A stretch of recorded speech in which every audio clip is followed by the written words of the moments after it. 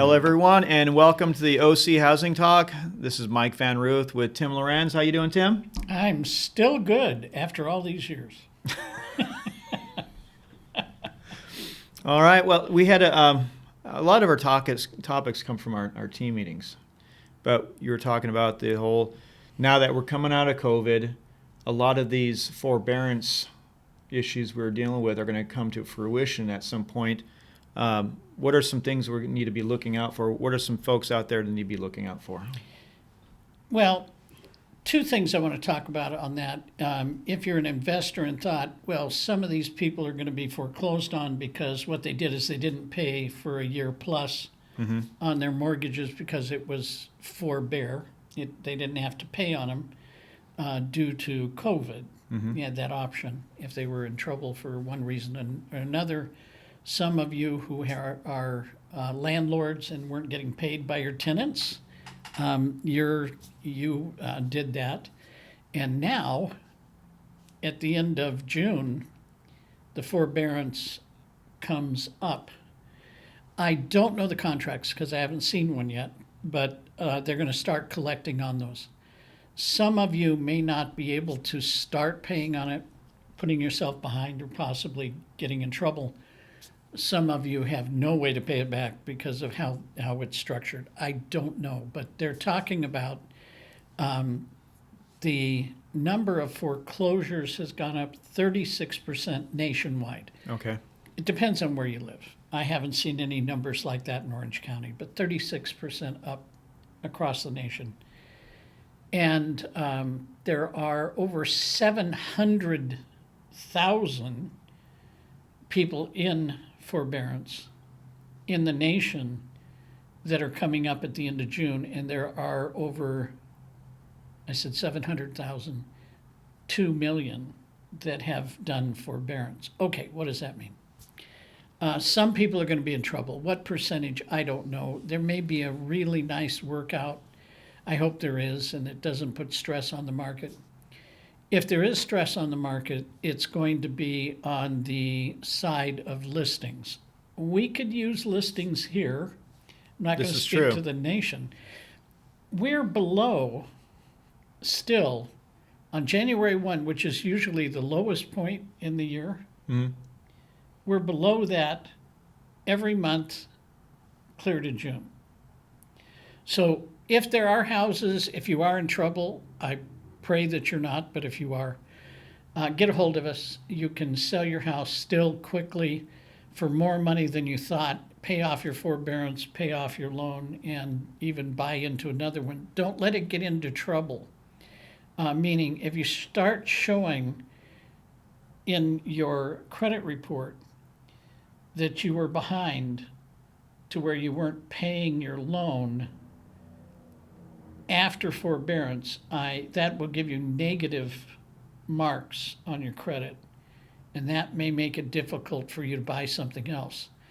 Some of you are going to make so much money, even though you didn't pay for a year, that you could sell your property as Especially an investor. in this market right now. Exactly. You could sell your property and buy two. So there is a silver lining. If this is going to happen, it's happening in this market right now. Amen. I've not seen a market where you could do this, but you don't try and save it to the point that you destroy your own credit. Correct. You lose the house. Don't do that when you can make profit on it and still even buy another house, but you paid that off.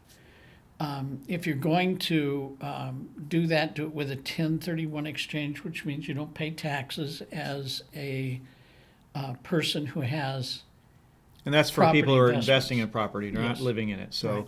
folks who live in your own home, that doesn't apply to them. No, but for investors, you can do that. If you live in your own home and you did a forbearance, you can still sell it. Do it before you get into a position where it destroys your credit, so that you can step right back into something if you had to.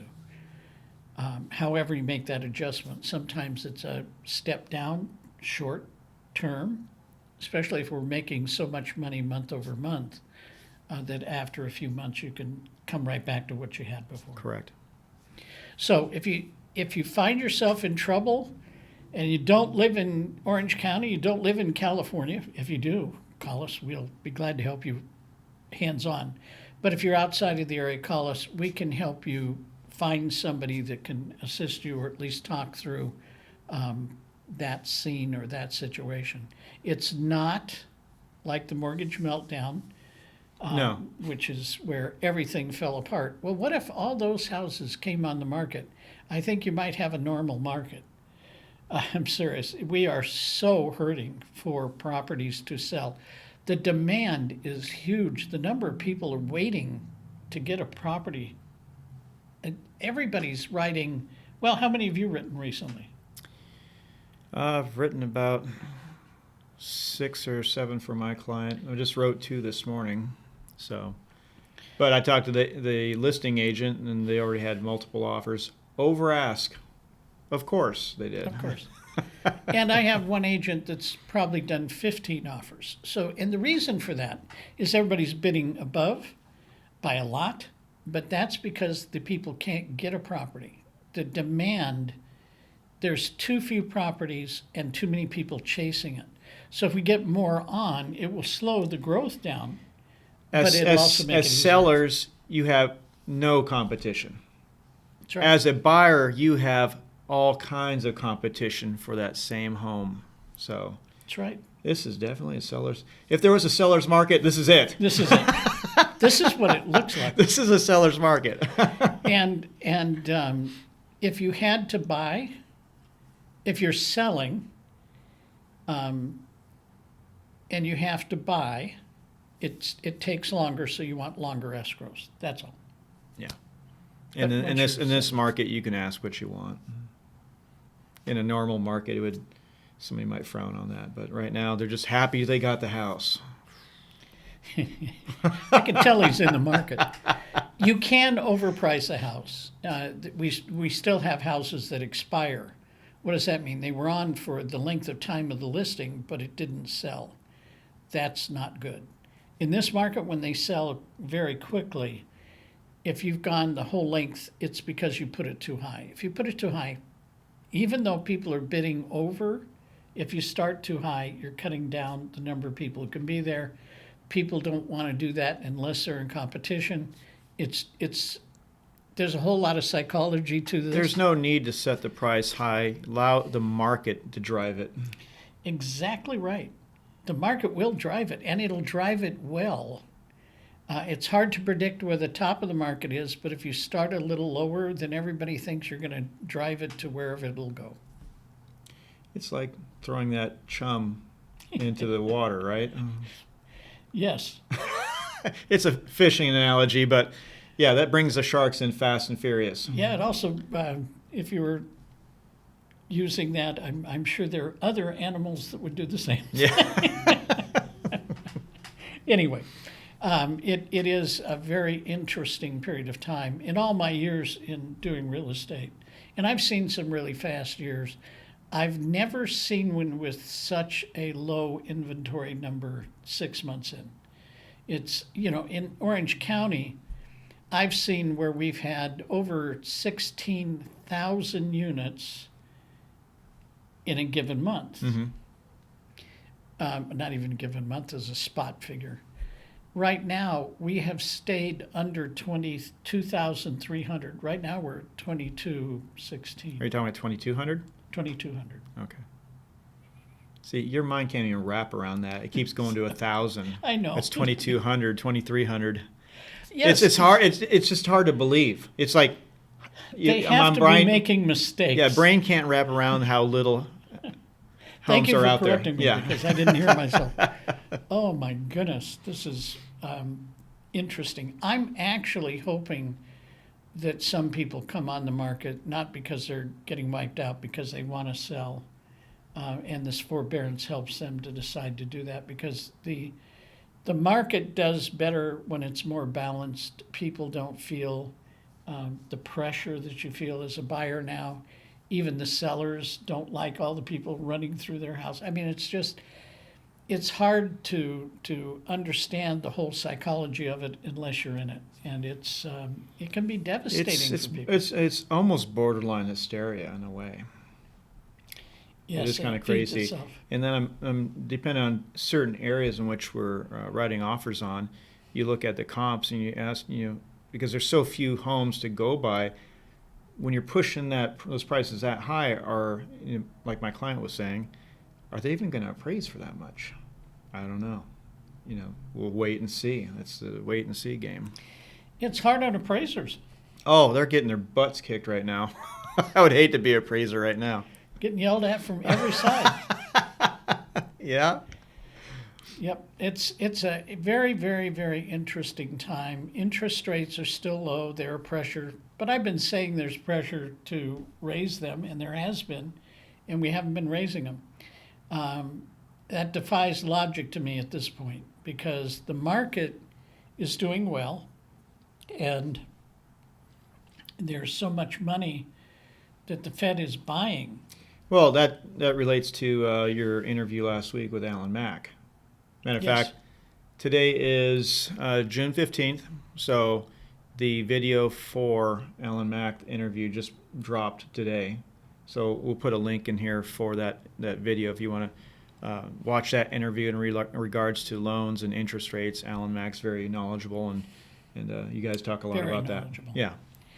So I find it to be one of the most interesting times to be in real estate. I've been in through fast growth, but not that kind of low inventory. I've been in when it was no growth. I've been in when it was 19.75% interest rates, which really stops the market. Having to figure out Was that early 80s? early 80s, yes, Yeah, and you had to crazy. figure out a way to do transactions without a bank because banks didn't want to loan money. They didn't have FICO scores, but you could have been platinum. You were the greatest thing since buttered bread, and they didn't want to sell to you. It was they a didn't want the loans. tight market. And so we had to find ways to sell properties with the owner either carrying paper or doing some other very creative things, all legal, but you had to get very creative to do that. And we have on this team that experience. So it's a very interesting time. It's different, but fun. I'm gonna have to call your wife and inform her to swat you when you get home for having your notifications on your phone on. Okay. I am now going to do that thing you should never do on the air. There. I'm going to set that up there in case somebody can see it. My notification went off. Exactly. All right. So, the change in the market month over month, if you were looking at how many sales we had, they went up 1.6. The number of listings, is that right? Yes. 1.6, and they went. The demand, they said, now demand, I'm going to explain to you in the report that I'm looking at. They call Well, that they qualify demand differently than we do. we do. They call demand anybody who's in escrow. Escrows went down 1%. But the point is, it doesn't account for all the additional people who put on offers that didn't get the property. That is demand as well, but they don't put that in those numbers. That's because they can't qualify it. They No. don't. Nobody's There's no way to reporting how collect many that they wrote. data. Yeah, where you have 20 offers on one property, and that because it went in, that's one, not 19 more. Doesn't than take into account all the other folks. Yeah, so that's off. But the demand is high. The changes are minimal, month to month to month to month. 6 of them, very, very minimal changes. It's just looking steady at this very low inventory and tremendous Well, charge. it's the level of inventory that's affecting those numbers. If we had inventory come in, those numbers will skyrocket. Absolutely. But there's nothing to buy. That's the problem. That's the price. Okay. Other thing to talk about is if you're looking at the market in general and you're wondering what's going to happen, a couple of predictions from me. Today in California it's open. June No. 15th. Yay. Boom. Masks you don't have to have unless your employer says so, but if you're riding any public transportation, you have to have a mask. Outside of that, masks are gone. You also have a situation where more people are going to feel more comfortable about having their homes listed. And because of that, you're going to see more properties come on. I think that's a slow change. Some people are very happy and ready to be unmasked. Others are cautious because they're fearful. Well, we were at lunch today, and you can just see as people are coming in the mall, we're over the food court, just I had my facing the entrance, I can see people coming in. I'm just kind of like taking a subconscious count of how many people came in masked compared to unmasked. And there's a lot of people running around unmasked compared to, you still have a handful of people still wearing masks, but the majority were unmasked. So, again, some people are cautious. There's nothing wrong with that. No. That's a personal choice. But more homes going to start coming on the market, and as we get a little further in the year, I think this is going to be a against trend year. I think as people get more comfortable, more will come on. So instead of having them come on in second and third month and then growing through July, you're going to see it come on in late June, July, August, September. It's going to grow and then come down as you get to the holiday time. We'll see. That's just the way I think you're going to see it, because people we're not sure which way they wanted to go, but they'll feel. No, it's still a wild card, because there's a whole spectrum of people's feelings on COVID, how cautious they are, but you have this whole spectrum of levels, from people who I don't care to people who are still extremely fearful. Yes. But the people in the middle are the ones that have to get more used to it. And therefore, as those numbers, people feel more comfortable and are pretty sure this is all going to work out, then you'll see more houses come on the market. I think that's part of it, not all of it, just part of it. We'll see. We'll see, Tim. That wasn't. Sometimes you come out with some really bold predictions. That wasn't really that bold. No, that was just an educated observation. Well, the bold one was the one I made in March, and that's growing. Oh yeah, you haven't seen anything change in that one. I'm going to tell you this one, and this is not substantiated yet. I'm saying that on purpose. Not substantiated yet.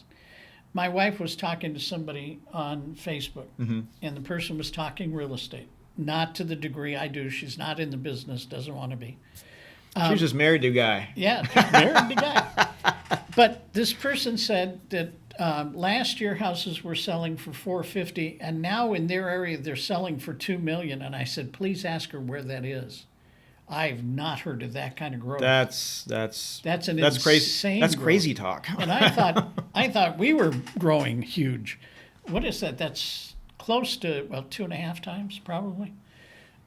Growth. Oh, it's more than that. No, it's way more than that. 400,000 to Wow, 2 million. I said one a minute ago, I didn't mean that. 2 million. I'm like, that's like I've never heard of that. No, that is so fast. Let me tell you what that says to me. The people who live in those areas, the average person can't buy a home. They have a lot down. They may be able to afford some of that, but it puts them in the $2 million tax problem.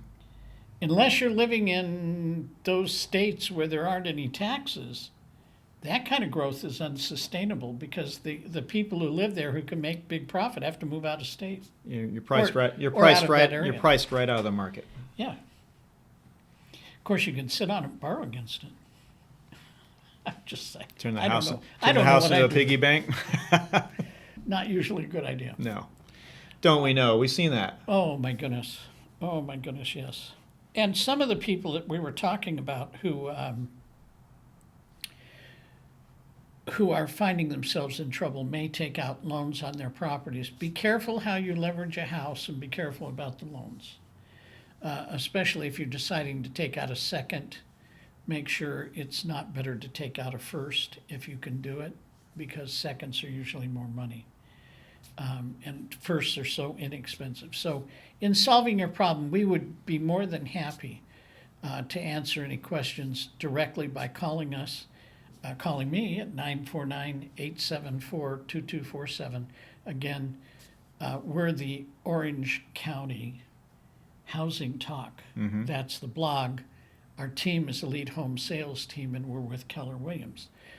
But we can answer those questions for you. So just give a call, and we'll answer that for you to the best of our ability. If not, we'll get you an expert in your area to do it. And we got a few experts. Yes, and some that think they are that aren't. Just saying. Yeah. There are quite a few of those. Oh yeah, it's always good to get a referral, because you don't know who you're talking to, what their level of experience is. You and I working in the industry, you hear everything. So don't use that guy. Or we were talking about it, but just TC's just a few minutes ago, talking about even people within our support groups, who not to use. So. I just want to say this. One of the interesting things in this last couple of weeks is I've had two different mentees who have left our office and went to another company. And both of them asked me to help them, which I can't do contractually. You work for a different company, man. Come on. when I say that, they were never on our team.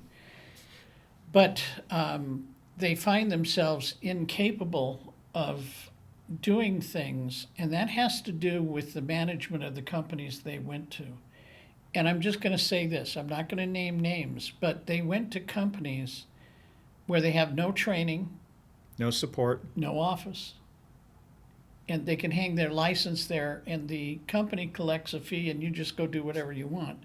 That's a dangerous company to have working for you as a private citizen. Well, I was speaking to friends this last weekend, talking about, my journey in real estate, and I said, I don't know if I would even got off the ground if I wasn't working with you as my mentor. And then, of course, I joined your team. But just to start off, you know absolutely nothing, because the training for your license or studying for your license does not prepare you for the business of real estate.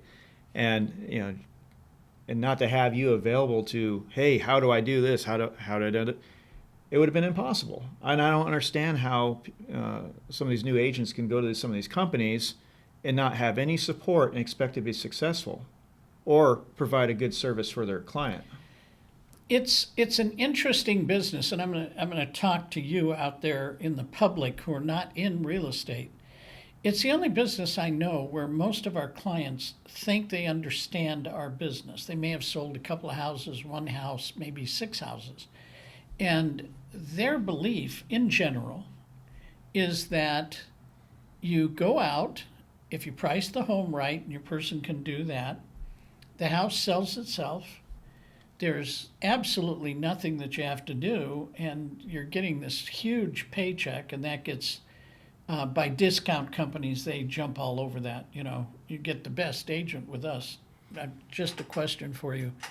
If you as an agent can make more at a really good company than you can from a discount broker, why would good agents work there? Just a question. They don't make as much money. So they can't have super agents. However, it is so complex that most of our new people think when they walk through the door and they have a license, one of the happiest hours, and there's not much to do. You drive people around, they buy houses, people list with you, you sell houses, they sell themselves, there's not much to do. And then the reality hits. Pretty quick. Real fast, especially when you open up that RPA form, residential purchase agreement, and you have to fill that out, or a listing agreement, you got to fill that out. It's like, and it's a contract. Yeah, and you're like, I have no idea. That's not a formula for success. And there are places in there that you can't leave blank, and some do. And it just leaves things open. There's a section in our contract for California, and it talks about government mandates or law And who's going to take care of it, buyer or seller? You see so many agents that say that doesn't apply. No, it says buyer or seller. What they don't know, and this is for California, we have to have energy efficient, I'm sorry, not energy, water efficient, everything. Showers, sinks, faucets on the sink, toilets, they have to be low flow. So we don't waste our water. Agents don't even know that's what it's saying. That's a law. So they say it doesn't apply. Well, if you allow that to go through, because you haven't stayed up on the law, either side can take the responsibility to have the house low flow, but they're all supposed to be there now. So the seller didn't do it because he didn't know he had to, and he doesn't want to do it before he sells the house. The buyer can say, that's fine, I'll do it. But both of them must understand what the law is instead of, no, it doesn't apply because I, as an agent, don't know what that means. And I would say I still see it in 70% of the contracts. Ignorance is not an excuse. Well, it used to not be. No, it's still not. I'm just having fun. We joke a lot, so you're in our conversation here, so you get to join in. It's still a very good market. If you were thinking about ever doing investment, I still say it's good. It's hard to find a property that you can buy. Yes, you will have to pay probably more than the asking price, but the next month you've made more than the amount that you thought you were overpaying for it. And didn't have to swing a hammer. Nothing. It's really amazing, but it's very hard for those who are flippers, people who flip houses, and you've seen those on the various TV shows. They buy them under market, they fix them up, and they make a profit. I'm telling you, the profit you can make and the amount of time it would take you to fix the property, you make. Well, you have clients, selling clients who are like, well, we should, fix up the bathroom before we do this and all that. I'm like, this is a market where you don't have to do anything, and you're going to have people tripping over themselves to buy this house. If there was any time to sell your home, now is the time, because having to, let's freshen up the paint, let's do this, do that. Agents still think they have to stage homes. Stage. You don't have to stage anything. People are going, can I buy it without seeing it? It isn't staged. I don't care. Unseen. They saw some pictures on the end, put an offer in on it. Example, my clients. 2 properties they haven't even set foot in. Put offers in on them. Sight unseen. It's wild. I say it is a time you can make money. It's worth the effort and it's worth the difficulty if you're thinking about buying a property, because you make equity very rapidly, right away. I've just not seen too much that has been anything like this. That's kind of fun for me because it's a new market. It's not one I've seen before. Nobody has. Not this low in inventory. Yeah, we don't want to talk about how long you've been around. Well, there was one agent who said that I sold the first cave in Orange County. It's not true. I don't care how many times you say it. Exactly. Well, I think we've covered the market. I think we've talked about it's still a good market to get involved in. Certainly, if you want to sell, if you were thinking about leaving the state, wow, you could do it. You could buy. And you're gonna head out of here with a nice chunk of change in your pocket. Just don't try and use U-Haul. You may not find a truck.